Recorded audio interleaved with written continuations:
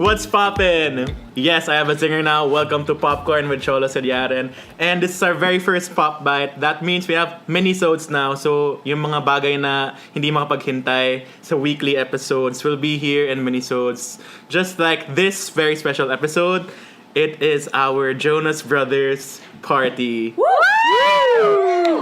So, for the first time ever, I'm having my blockmates with me on the show. So, let's all welcome my blockmates. First off, we have Aliyah Rojo. We call her a fansexual because she's a fan of everything. Grabe naman, hi! Next, we have Micah Naadat. Peak Marupok right here. And we also have Boodie, who's been my classmate in almost all classes. That's true. Hello. And all fandoms as well. And we have an extra special guest. With us tonight is the co-founder and co-president of Jonas Brothers Philippines, also called the JBnoys. We have Kitkat Lastimosa. Grabe, what a special treat. Hello, thank you.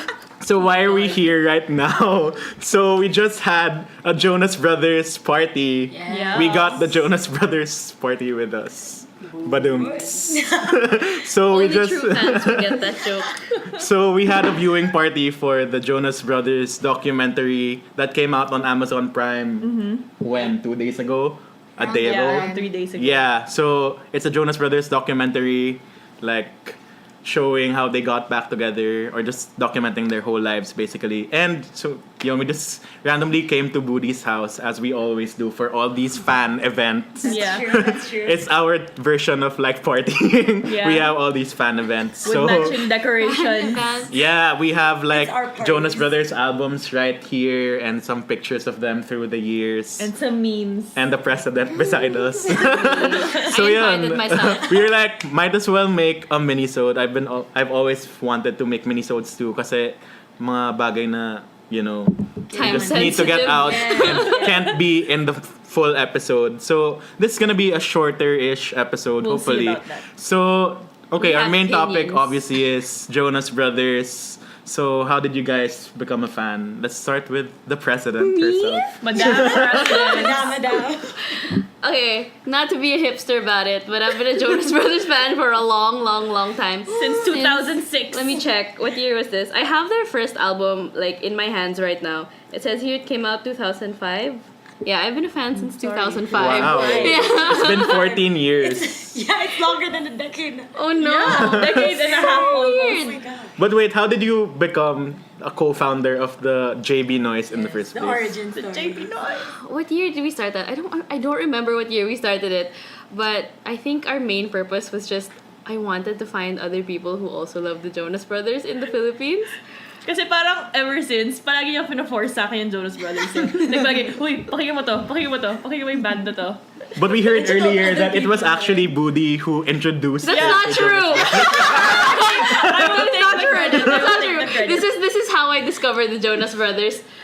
Boodie was on some website. Evergirl.com. Shout out to Shout out to all my Shout out to Evergirl.com. Evergirls. And this was, 2005. We had one computer and only one person could use the internet at a time. So I was just watching over her go on Everlife.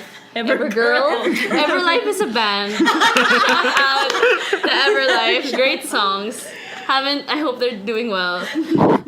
No, so I saw like an ad said like Jonas Brothers new single out now, Mandy. Which Hashtag targeted marketing.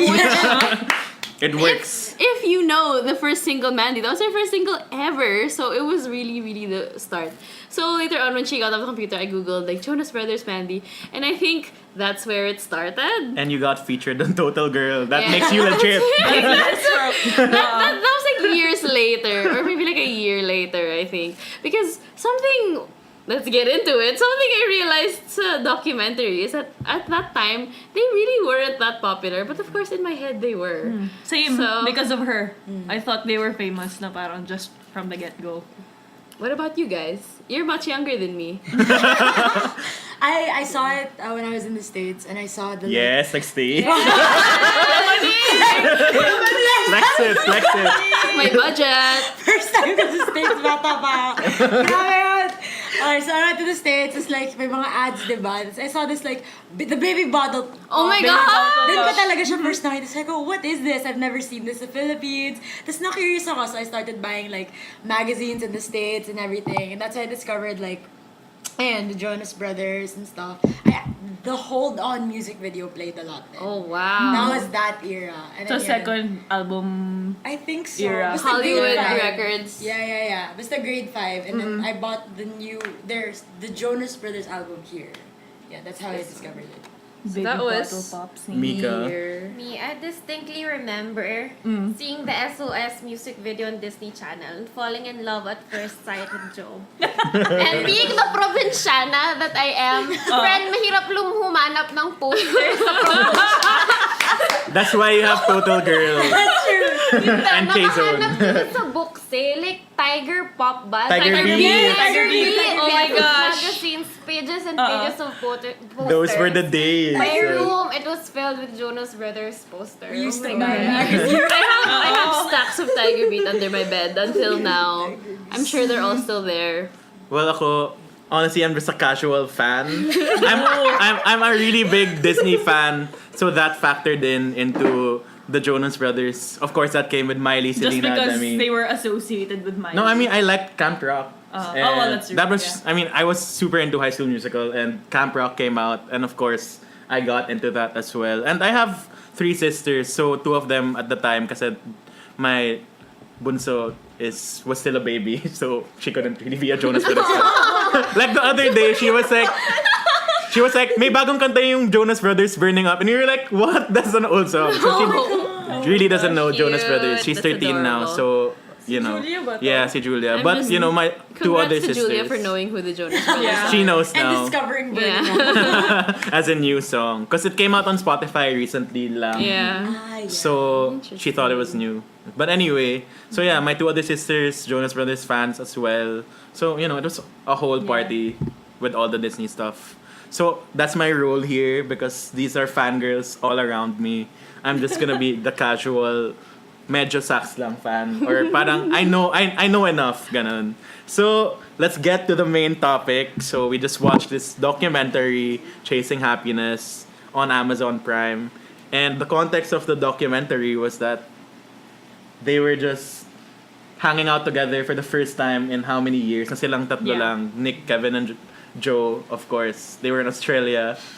We don't know why. I mean, I think Joe was on Joe The was Voice. on The or Voice. something. So yun, parang I think this actually led to them getting back together this time around. So yun, that's pretty much the whole documentary. Just like, let's say it's like a sequel to that 3D Jonas Brothers Yeah. Movie. docu-concert.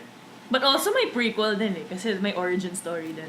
That's true. Yeah. I But- didn't know a lot of the They things have that- so many home videos True. from when they were Oo. children, which is wild. surprising. Parang vloggers. Yeah. Vloggers si Kevin Sr. The Yeah. parents knew The about parents it. knew they were gonna be famous. So like every moment of their lives, there's like a clip of Joe, Kevin, and their dad praying before going to bed. Which I thought was so Why would funny. you Like, have why- Joe Jonas jogging randomly. With someone taking a video. Yeah. Like, Nick Jonas having diabetes and peeing in the forest.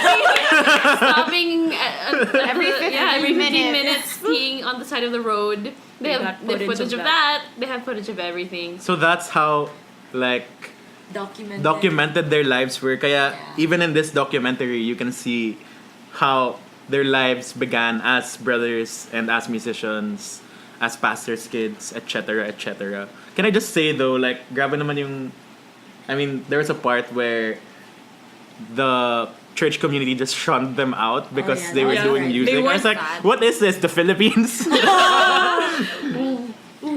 Burn. Magagalit yung isang taga ano dito. Anyway. Too far. Anyway. Let's go back. So yun, it showed them as kids, Nicholas Jonas pa.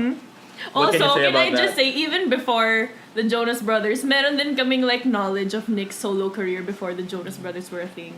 Alala mo yun, yung Nicholas Jonas album. I mean, Yung Blue, sobrang memorable din no, sa akin. we knew about it, but we only found out about it After. the Yeah, Jonas yeah. Brothers.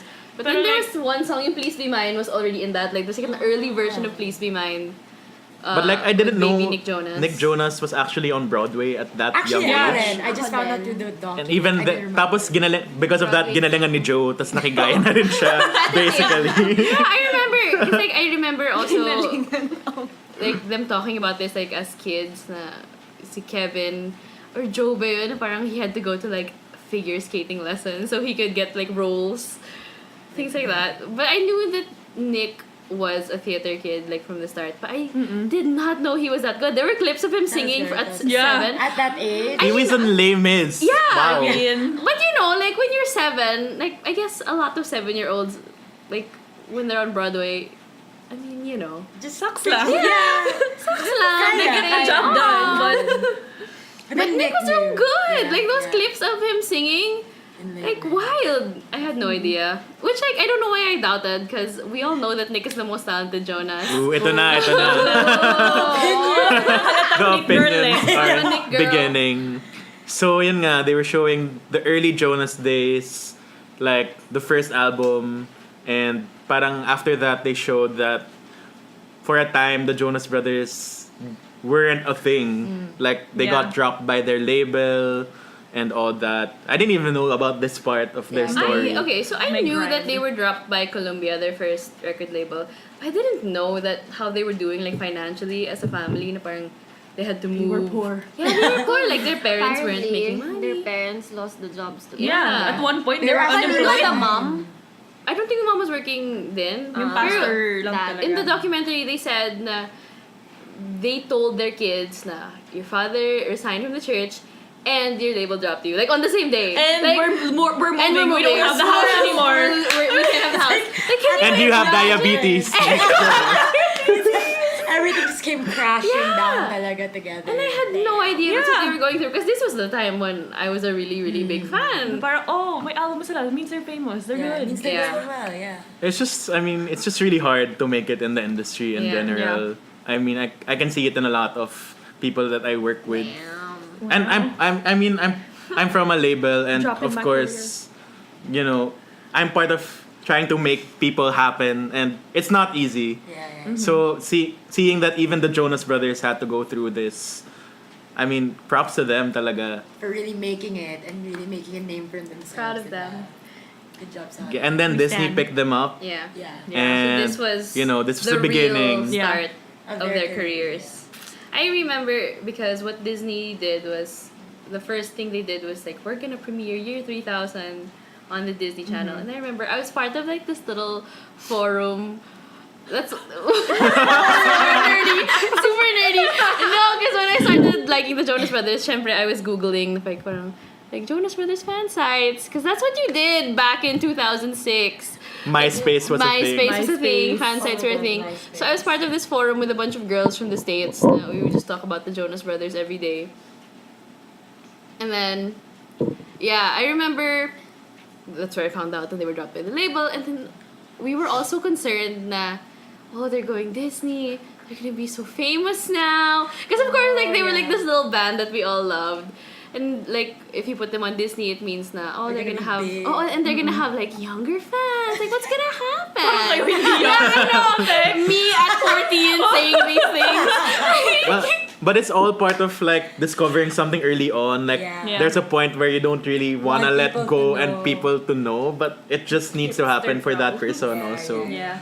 They need to grow then as artists. Yeah, and I mean, that's why I think they can't really say bad things about Disney. I mean, Disney.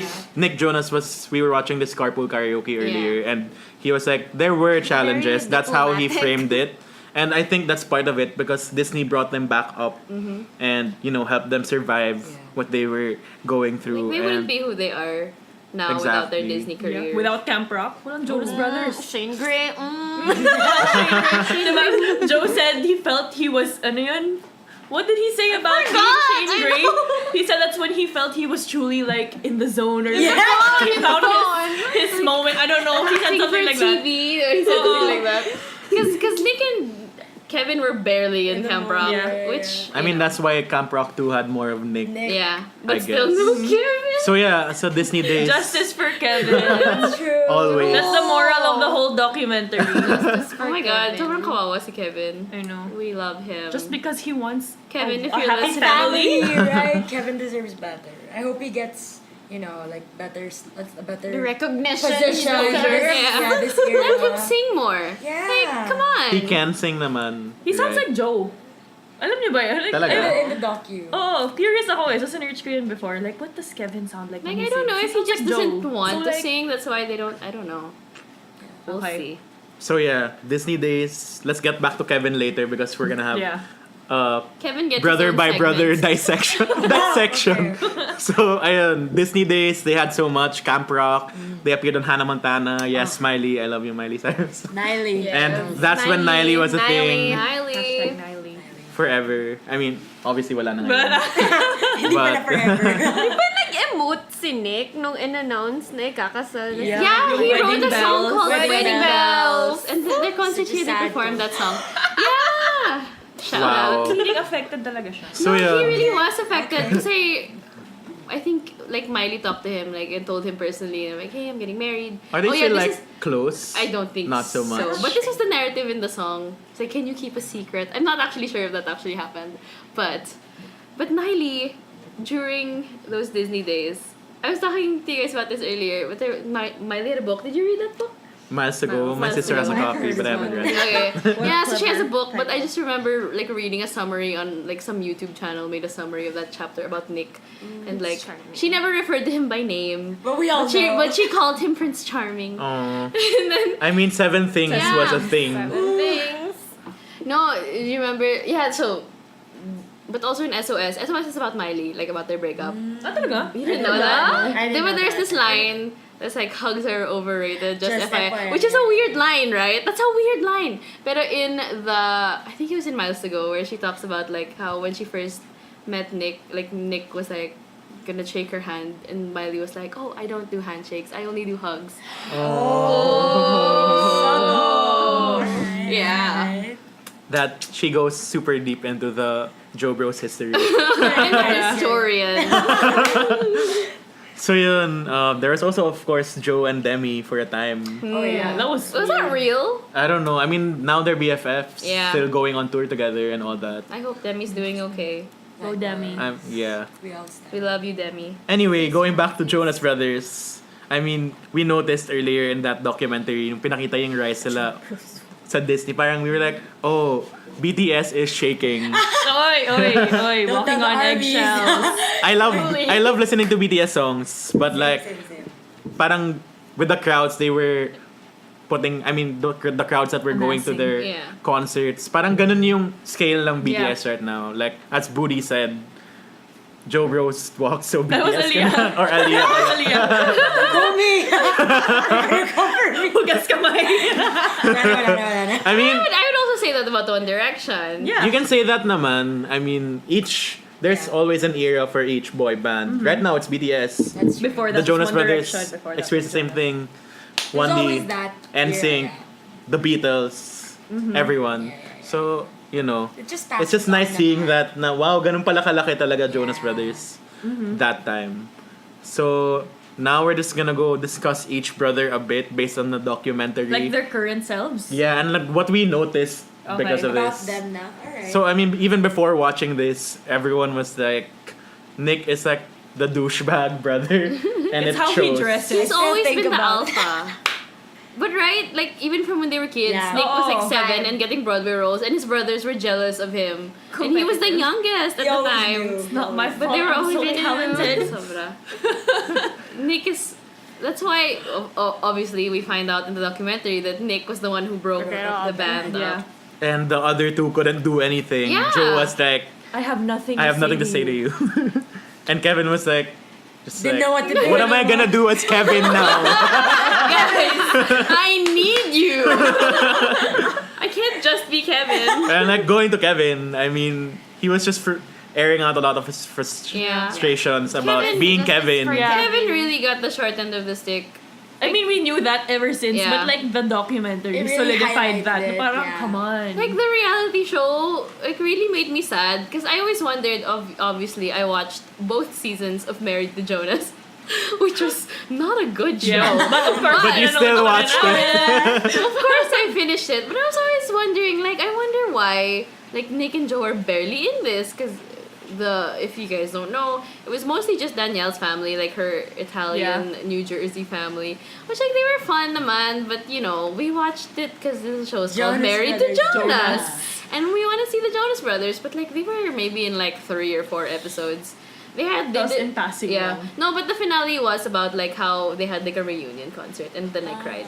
But that's besides the Yeah, point. but they were showing Nick and Joe weren't really there They're for so it, against so the- that's why That they was weren't really surprising. there. And for a time, the three of them just didn't really talk to each other after the breakup. And we just found out na there was a concert Yeah, apparently can we talk that about that? Oh my gosh, That's so justice rude. for It Kevin. it had Surprising.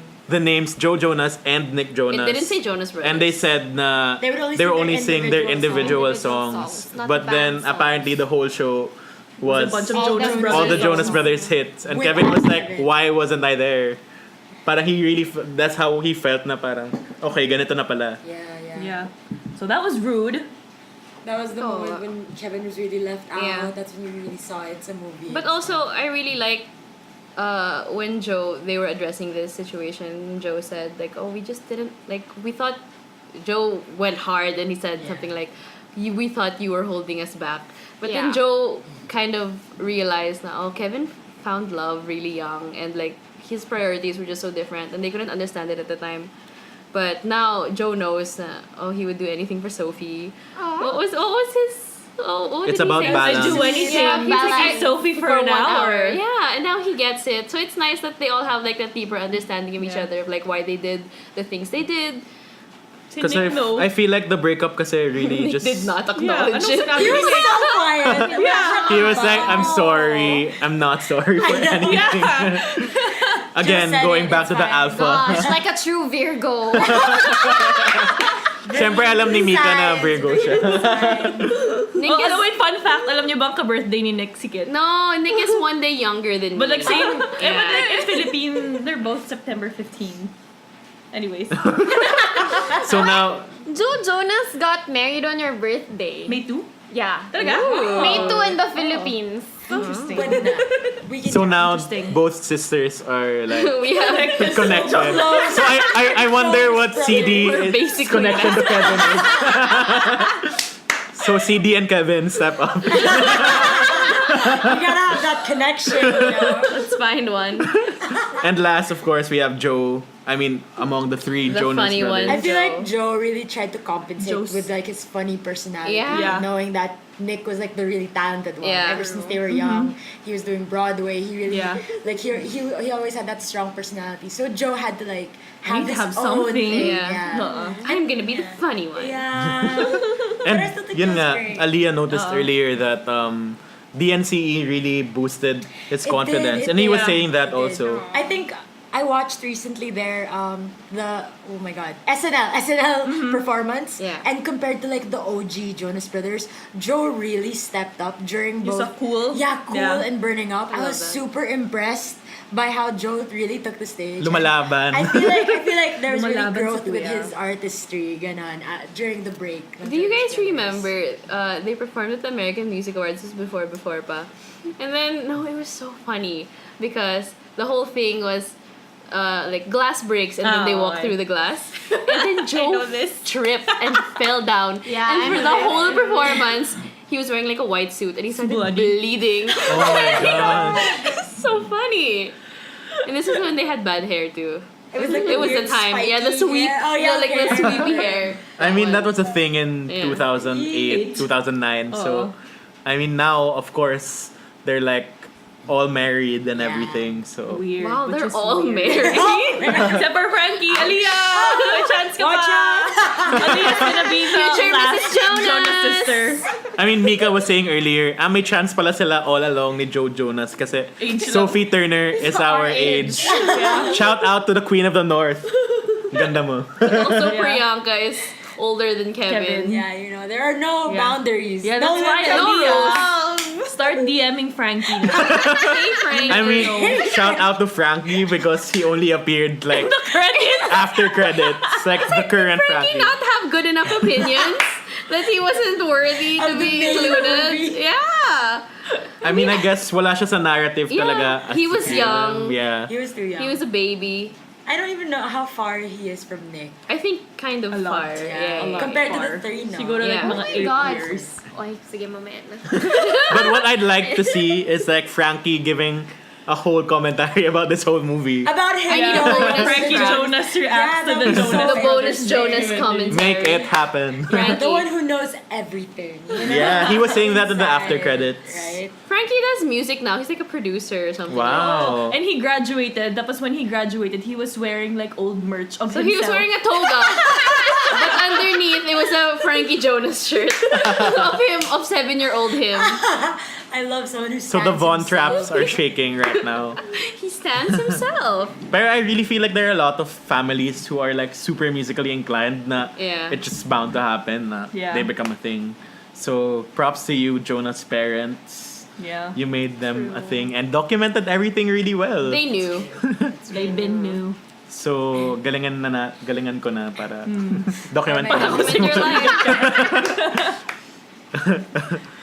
Mark this podcast. Just kidding. Anyway, so there was this point of the documentary by the end where we realized what the title is about, kasi Chasing Happiness, and Nick was being wise, like after being such a douche for like quiet. a bit of the movie.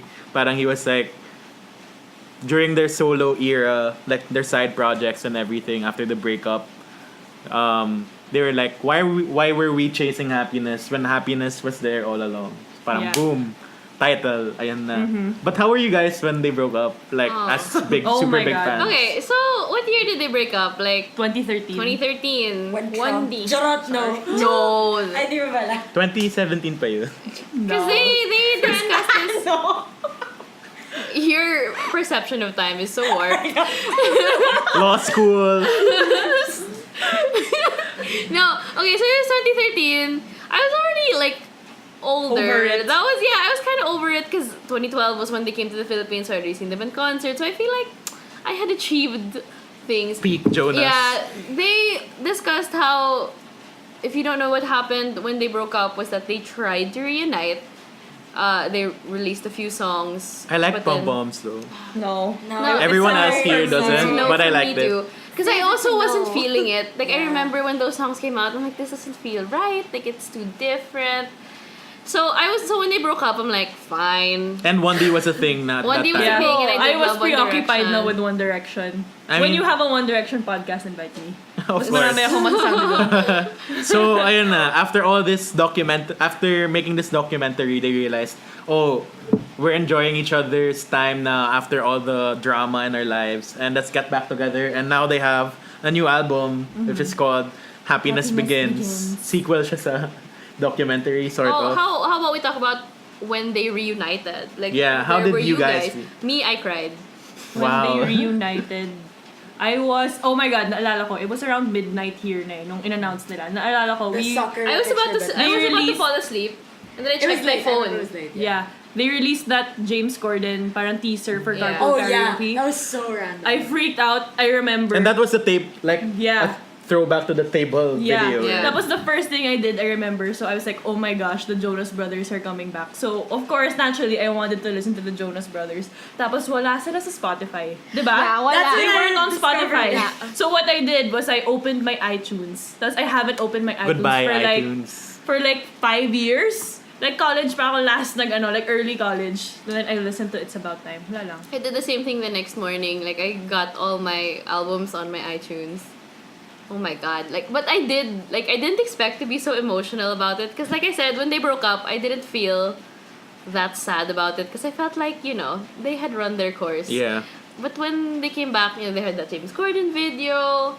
And like, the new song sounded really good. It's really Oh my about... God. It felt It like... didn't feel forced. It felt Yeah. like this was the right time. And they weren't just doing it to do it. Like, they knew they had something to say. That's true. I remember messaging Boodie. Yeah. And sinasabi ko, Boods, naiiyak na ako. Oh my God. You said that kung magka-concert sila dito, we need to watch together. Our whole chat group exploded with Jonas Brothers content. That's true. Kasi, Oh my gosh. I mean, they went all Remember around that? as people do and to promote their... Yeah. I mean, but now it's the age of the internet, so everything is a thing. I mean, but we realized then earlier na the Jonas Brothers were one of the first people to like make YouTube. use of the social internet, media. social Yeah, media. social media. Yeah. Like the first influencers you can call. No, I because mean, back in the day, back in 2005, 2006, like MySpace was really a thing for Yeah, it was big. musicians. Like they would comment, friends yeah, and stuff. top friends. Like they would comment on like their fans, like pages. But what I think made them different was they made YouTube videos. Like they made skits on YouTube, did. which I Yeah. don't think was that common. Yeah, Because if it's you rewatch those videos, the quality is so bad. Yeah. But they tried their best. Like they talk about random Yeah. events and then just like make And we videos about still them. quote them today. Yeah. and that was YouTube at that Influencers. time Yeah. because now it's like pretty much Yeah. saturated with all the drama and all the influencers Oh. with advertisements and all that. Yeah. That's true. I mean, it's become its own thing after like 10 years. And the Joe Bros knew it at that time already. The parents. The parents probably. The vision. The vision. They probably Vision of did the get that. parents. They probably did that get that from their parents because their parents shot so many home videos of them. know. Apparently.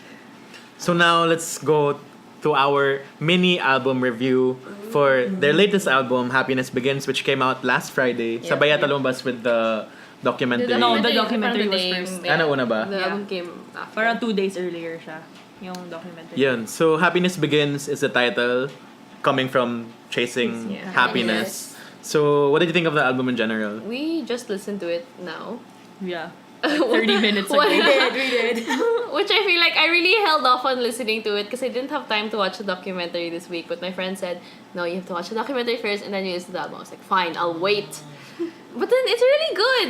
This is a thing, like when Sucker came out, like me and my Jonas Brothers friends, shout out, were worried. No, we were having this conversation, but we were worried. JBnoys. We were like 14. Were we kidding ourselves? Na baka they're not good, talaga. So we were worried na when they were coming back, na parang, oh my God, baka, are we gonna embarrass ourselves? But no, like this album is really good. You should create a Joe Bros retreat. We should. Just JBnoys. discuss it. Just discuss it. Dapat may reunion kayo in We JBnoys. should. JBnoys, make We some did a- noise. Lagi yung sinasabi No, before. yeah, we did like a... JBnoys, make some noise. No, but what we did was we had like a little round table article on Youngstar about the reunion. So check that Si out. Mika nahanap niya yun. She tried to keep it a secret, pero nahanap ni Mika and sent it to me. The internet. The internet finds out. Shout out to my Youngstar friends who made that happen. Ayan na. So, ayun, Boodie. What was the Well, question? Boodie already memorizes as Oh, she yeah. as she I does already for know, like, everything. She's been listening to it Yeah. for a couple of days now. Yeah, I'm the only one here who's like Who's listened been to it in-depth, a lot that's true. na. Because Yeah. like since we released it, yun lang, I've only been listening to it like the past 2 days. As Boodie And I does. really like it. Mga 5 songs to memorize ko. She does. So She's been good. singing to it. Yeah. I think a big difference of this album was that they got a lot of co-writers. So right now, obviously, we have our Jonas Brothers party. So I brought out all my albums. So I was looking through it. I was looking through the liner notes while we were listening to this new album, and like for most of their albums, they just wrote all the songs themselves. It was just Nick, Joe, oo. Kevin. Maybe like 1 or 2 co-writers for some of the songs. But the first build were always like Nick, Joe, Kevin. And for this new one, it's still mostly them, but it's a lot of I think it's other writers necessary also. to evolve At as an this artist. day and age also. I mean, Taylor Swift did it. Siyempre, nag-shoutout ako. Why are we bringing her? Shut up! Well, she is related to Joe Can Jonas we in talk some about sense. that? But that's gonna be another episode another when her episode, album but comes also, out later this year. We been knew that Joe was right all along. Yeah. Did you see that Ellen interview? Parang kina-quick fire questions niya si Taylor. And then Yeah, she yeah, was yeah, like, yeah, do yeah. you regret anything or something like that yung question. And then she said na, How she yeah, when called I out put... Joe. Yeah. Yes! And I'm like, She really milked it for all it was worth. Yeah. That 20-second That phone 20 call. seconds. 26, Oo. whatever. 27 I still love you, second Taylor phone call. Swift. Don't listen to these people. But Joe was always so like diplomatic about it. Like he never Yeah. called her out That's or true, anything. that's true. Anyway, back to chasing happiness. Not the topic. But yeah, I mean, what are your favorite tracks? I don't know the titles yet. Um, Don't throw it I away, believe. strangers. don't throw it. I like Roller Coaster. That's a good one. That's a Roller really good Coaster. one. I mean, that's at the That's end. the best, Yeah. like, parang, the Comeback, theme of the yeah. album, yeah. And I like Don't Throw It Away then. Right? It's the best song for me. It's throw, a for bop. me, Don't Throw It Away, I believe. Apparently, I believe, yeah. I believe is Nick Jonas' love letter to, To Priyanka? Oh. This song is a love letter it's to a my bop, wife. It's the only... Nick is the only one of the brothers who wrote on that song. I'm looking at the songwriters now. Alright. I also like Hesitate the naman. ending, Comeback. Comeback. Yeah, it was a good A play on closing for the words whole Oh, yeah. album. Like very sentimental, Yeah. nostalgic. Pero I It's a would good have liked, closer. I would have liked Roller Coaster to be first. Instead of Sucker. Yeah, kasi parang, I get it. But, like, It was Is the same. Roller Someone Coaster said the that. one I was saying sounded like a One Republic Yeah. song? Yes. Yes. Yeah, it super does. There's a, Should And have it been the is first there are co-written some by heavy Ryan Tedder Ryan Tedder. influences on this album, and you And- can hear it. Is that the one that sounds like Don't Wake Me Up? Or iba pa Yes, yun? yeah. Yes, Yes. Yeah, that don't one. we- Yung, yeah, go ahead. I remember someone saying earlier na parang someone said na it made sense that they started with Sucker first. Ayan, na parang May familiar kasi yung familiar song. Yeah. Yeah. vibe. I It read gets something. people to I come read back. something that they chose Sucker to be their single kasi it was like they felt it was a combination of Nick's sound when he was a solo artist and DNCE's sound. Yeah, that makes sense. That makes sense. I feel like the album What is about heavily Kevin? influenced by a lot of stuff, which I think is good for them as artists. Yeah. And speaking of, Pop, speaking of Kevin, yung concern ko lang dito kasi diba the sound of this new album is like parang yun nga heavily produced and Yeah. stuff. So parang ano nang gagawin ni Kevin sa concert? Kasi parang wala naman siya ng guitar. Yun yung ano ko. We'll find a place for him. Oh, parang like, come He on, always Kevin. I'm do. rooting for you, Kevin. We're still gonna For watch me, out for ano you. lang, I mean, I'm always the hater or like critical Yeah. person. Ayun na, sige Like, na. before I listened to the whole thing with everyone here, I was like, the album's just meh. You can't see it. but I'm It's rolling because my I eyes. think lang na it's the sequencing. Hindi siya parang highs and lows. It was high for a time. After Yeah. Don't Throw It Away, which is a really good song. I was really expecting like more bops, and then it was all the love songs and Pero everything. I agree with the sequencing. Yeah, so I I would think have arranged them differently. yun lang. I think that has to do something with that. But yun, I liked a lot of the songs also, Yeah. and I'd re-listen to the songs such as Don't Throw It Away and Roller Coaster. How do you rate it, like as a whole? Strangers. Wala ba? I need Wait, to I have listen to to it listen to again it a few because more times. Yeah. some albums and songs just really grow on me. But Yeah, can we I talk get it. about Strangers for a second? That Strangers is like one of my favorite songs sa album. Is that the 1DH Yeah, song? mainly It's got because opinions. It sounds like sounds you like a want One it. Direction song. And like every time I listen to it, parang na-map out ko na, One Direction should cover this song. Like yung opening verse is Liam, the pre-chorus is Niall, the chorus is Harry, the high notes is Zayn, and then Louis just sprinkle him all over. Is Louis the Kevin? Pero yeah, wala lang. I just love had to you let so that out. much, Louis. You're my fave. You should Shout out post to that on the 1D. internet and make it a thing. Oh, do you guys think One Direction will ever reunite? Hoping for the best and I expecting mean, the worst. parang ganun din hopeful, eh. I'm hopeful. Jonas Brothers did that, and you know, even the older boy bands before Jonas Brothers and Yeah. 1D, like NSYNC and Backstreet Boys. I'm not NSYNC pala. Backstreet Boys, even Westlife is back together now, and A1, they all have new songs out. So I feel like maybe not in the near future, possibly, we never know, but hopefully it does happen. Didn't NSYNC do a thing, but Justin Timberlake wasn't there? Oh. Yeah, feeling Oh, ko yeah. if ever it's gonna be like that. Parang Wala, they can sino reunite wala? but wala si Zayn. I'm thinking they We're would okay do with like a one-time Tanggap ko na thing. eh. I see Zayn as like an ex-boyfriend. Parang whatever you do. Live your life. But I think if it's 1D, it won't be like this. Na parang Yeah. they really want to do it. Yeah. Like, Yeah, I feel like no. it's just gonna I don't be like see them for the wanting to do it one-time anymore. thing. Yeah. It's True. not as, you know. Well, they're not brothers. invested. Yeah, and also One Direction was literally put together. It's not like they Yeah. decided to be a band They didn't together. grow together. Yeah. And I think that was like one of the major factors nga but sila din nag-away-away. It's so difficult to work with your People that siblings or you your friends in a professional level.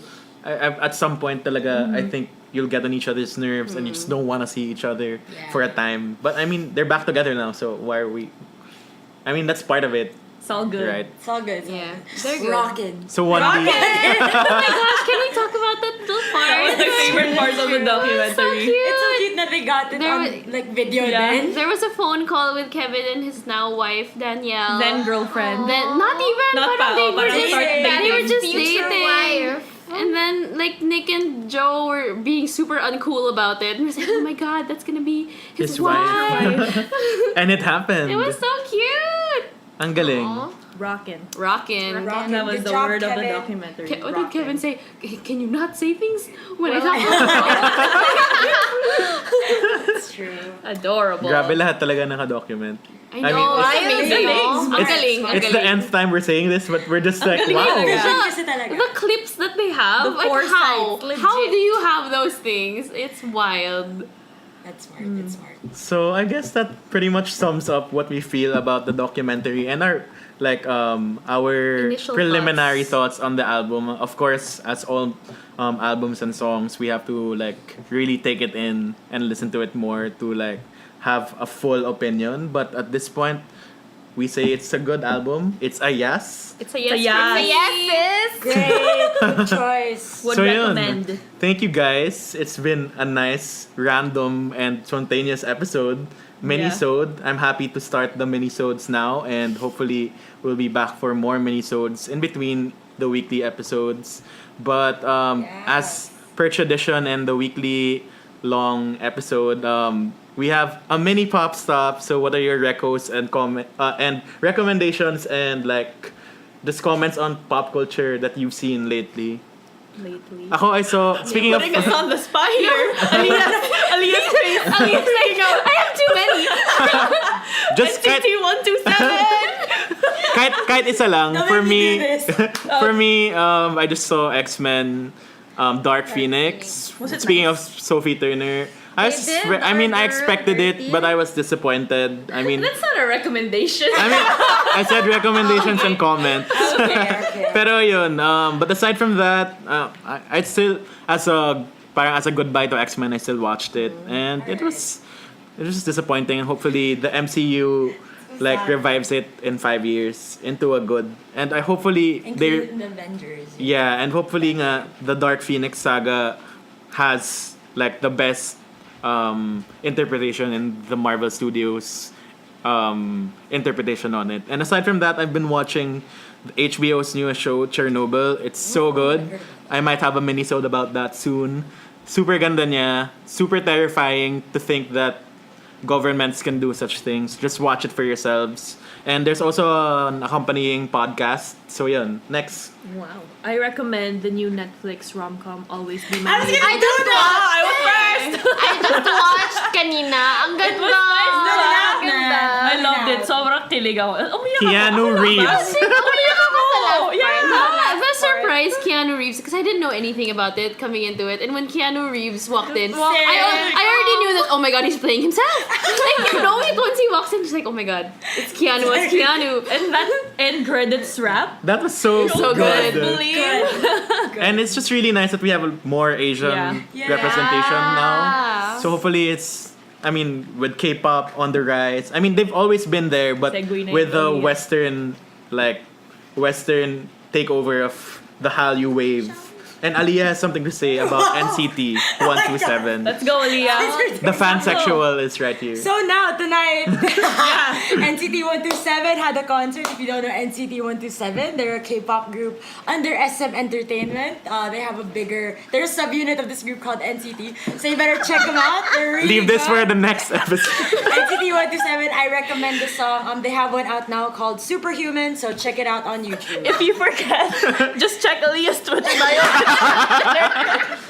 And si Tita Shawi actually was there, like Sharon Yes. Cuneta. Like, wow. My fellow N-citizen, yeah. And she has a t-shirt She that does. said what? Mommy and N-citizen citizen. mama. N-citizen mama.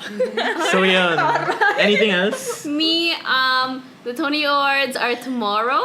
Yes. So I'm super excited about that. I would highly recommend listening to The Prom. It's my favorite musical of this season. I wish I saw it. So beautiful. Like when I listen to it, I always feel like crying just out of sheer happiness. It's such a fun, positive little show. I love it so much. And of course, Hades Town, that's cool too. It's probably gonna win most of the awards. But yeah, listen can to The see that. Prom. I really wanted to watch that, but We're probably gonna watch yeah. it. So pahingin na lang ng playbill. Yeah, we'll get you a playbill. And speaking of Tonys, they will be having a Tonys viewing party here Tomorrow morning after the Joe Bros. It's our third annual Yes. Tony viewing party. But I won't be here tomorrow. Work calls. You could be.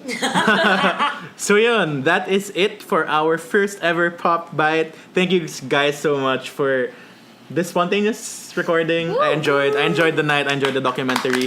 Go watch Chasing Happiness on Amazon Prime. If you're a Globe subscriber, text APV to 8080.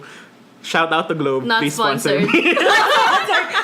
But you know. That's how Not sponsored, but please do. that's how you get access for Also, 6 months. stream Happiness Begins on Spotify. And And all of their other course, albums. Watch out for more Pop Bites and tune in to the weekly episodes of Popcorn with Cholo Sediaren on Radyo Katipunan 87.9, Spotify, Apple Podcasts, and everywhere that podcasts are heard. And of course, to those listening on Apple Podcasts, please do rate the podcast and share it to your friends para maabot tayo sa 5 new stars and only. noteworthy. Please. So yun, thank you guys so much for tuning in. See you guys in this week's main Popcorn episode. Bye!